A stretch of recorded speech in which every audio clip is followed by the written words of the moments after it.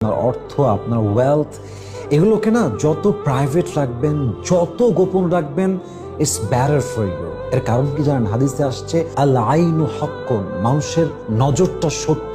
মানুষ যতই আপনাকে বলুক যে আপনাকে আমি অনেক ভালোবাসি, I like to see you as a happy person, এটা মানুষ জাস্ট মুখে বলে, বাট ট্রুলি আপনার হ্যাপিনেসকে, আপনার গ্রোথকে মানুষ টলারেট করতে পারে না। কাউকেই মানুষ সুখে দেখতে আসলে চায় না। এটা মানুষের একটা it's a human beings nature, এটা মানুষের স্বভাবের ব্যাপার আর কি। তো আপনি নিজের লাইফ পার্টনারকে, নিজের অর্থ সম্পদ, গাড়ি যতটা প্রাইভেট রাখবেন ততটাই সুন্দর হবে।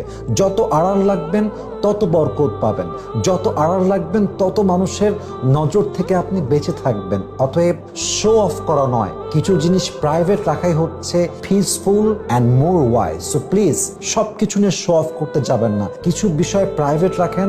আল্লাহ